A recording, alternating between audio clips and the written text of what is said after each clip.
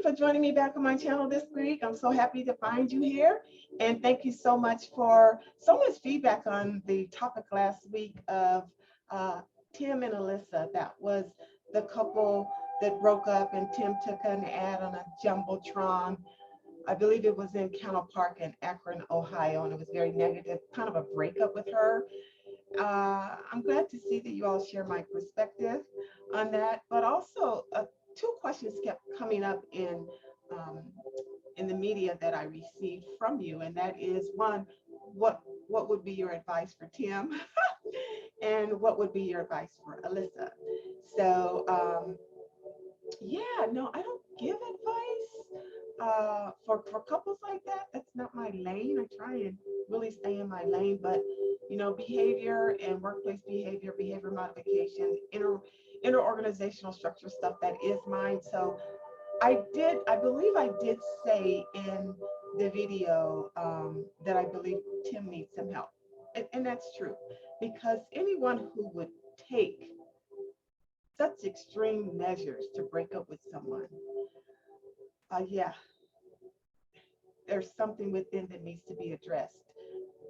This is some trauma that has followed him, and it is so deep-seated now that this is the action that didn't just come from Alyssa. Whatever she did, that is a history that he has with women from his mother or whatever. But again,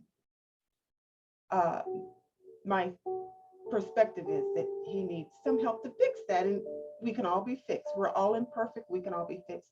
As for Alyssa, I think she's doing the right thing, laying low, being quiet, saying nothing.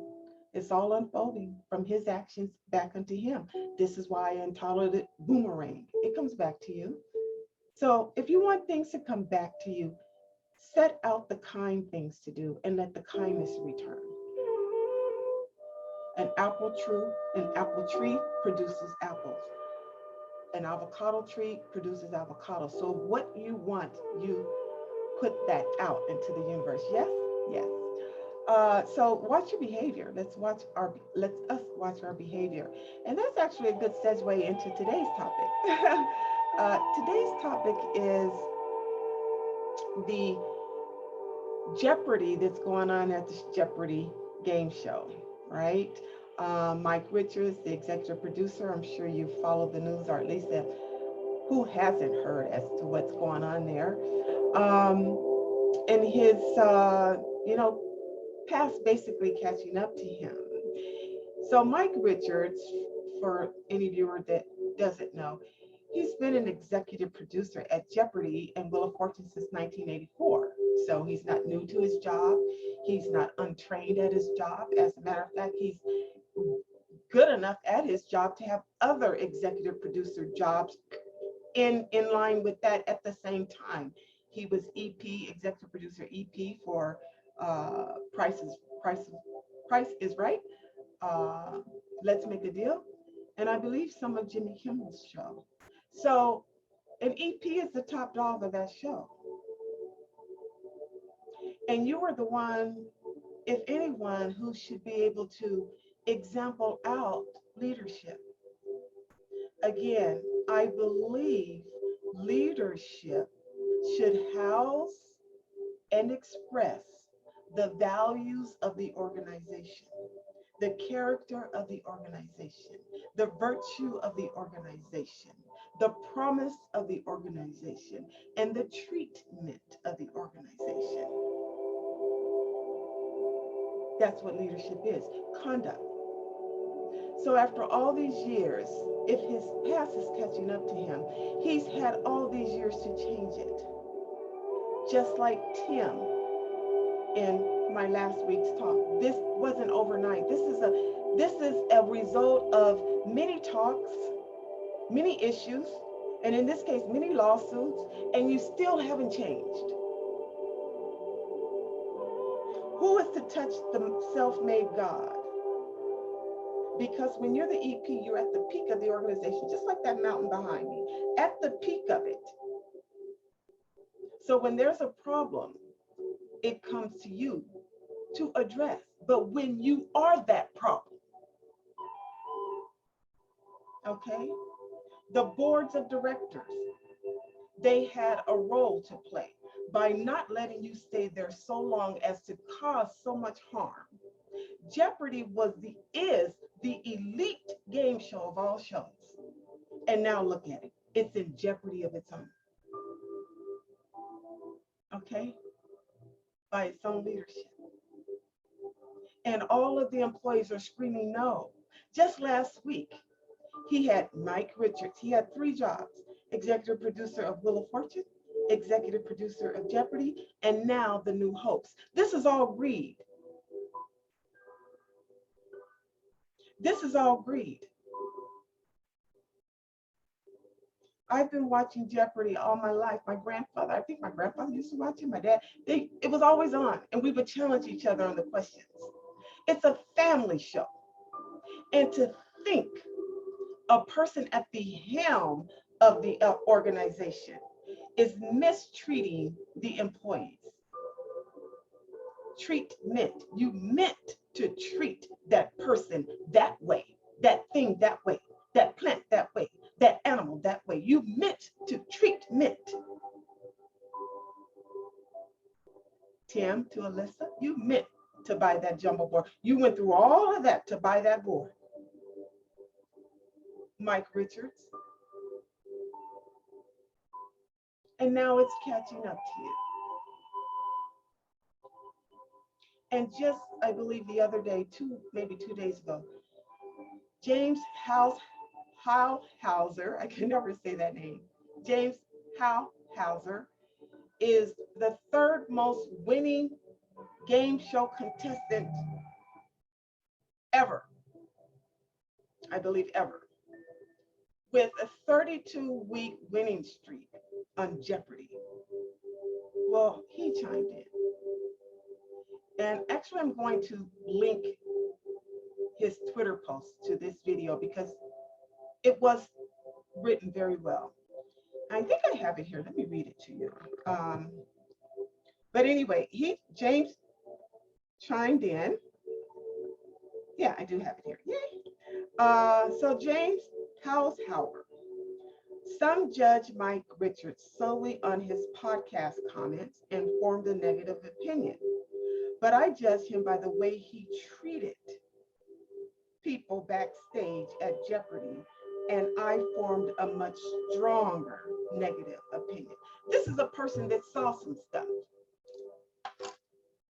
Yes, you don't write something like that without a perspective.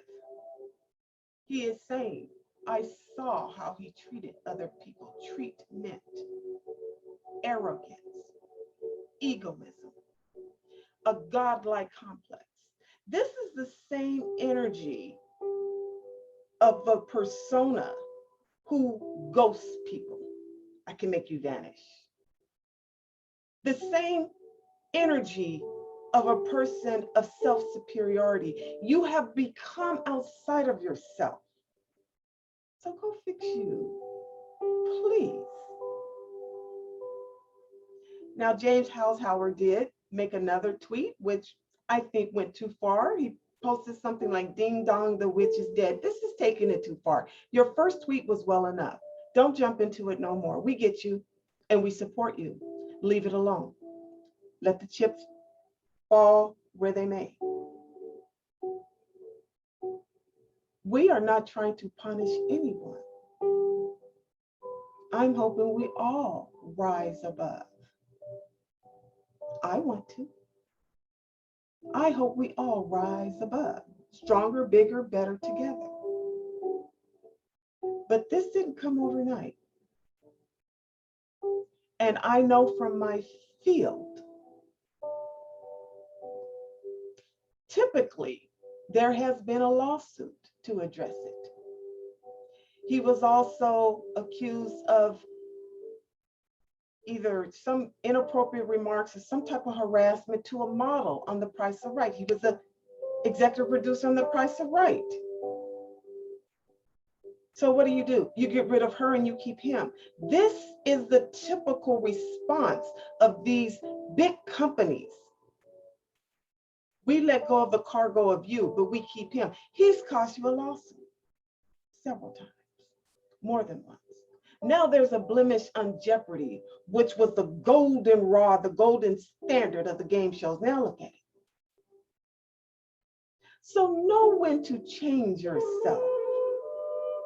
And typically, unfortunately, but typically, when a person gets to that peak on that mountain back there, when they get to that peak, things about them begin to change. Hardened, less pliable, less reachable, more difficult, more arrogant. I am who I am. All of that. Stop. Stop it. Stop it.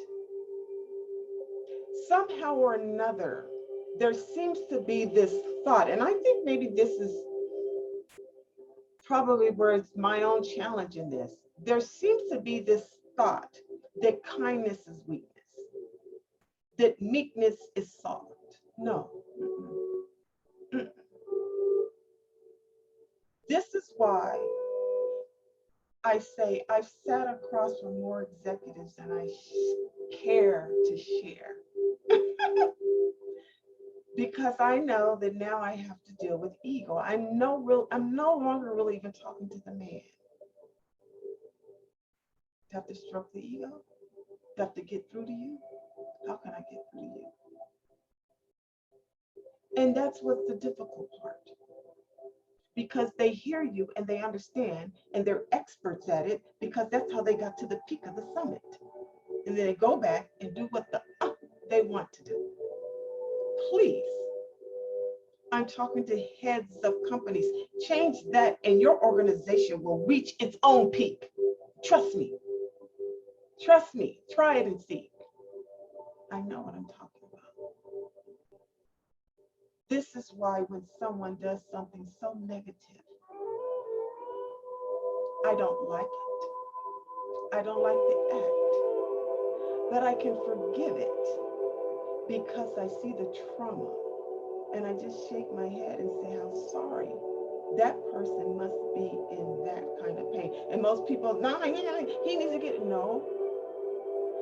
Most of the time they don't even see what they just want to, and that's so counterproductive. So go fix you, whoever you are, if you're doing that. If you're doing that. And it's never my suggestion or recommendation to terminate someone for that. But if it can't be fixed, then that person needs to go. He should have been gone a long time ago. How many of the same complaints are we going to get? It puts me back in the mind of a couple of years ago when the Me Too movement first came. How many hundreds came out? The complaints were already there. When the problem gets problematic and it goes outside of the organization, that's when they start making changes because now they're exposed. And that's why they had to do something. Because when Mike Richards was chosen as the EP, not just the EP, but the host of the show, it was just far too much control. So there is credence to that. And the treatment of others. You meant to treat that person that way. And that's so unnecessary. Do so whatsoever you'd like to have done to you or someone you love. And people don't want to even do that. We have become such fighters. And it's counterproductive. That's tiring. There's this military mentality. Let's just go to the fight. No, it's not even necessary. Embrace more. Invite more. Unite more. Learn your lesson when you're called in by the board or you're called into the conference room. They want to fix you. They want to fix the behavior. ABC, apology, behavior, and conduct. Yes, it goes like that. Apology, behavior, and conduct. Yes. apology, behavior, and conduct. Fix those things and everything else will work out just fine. I love you. Bye.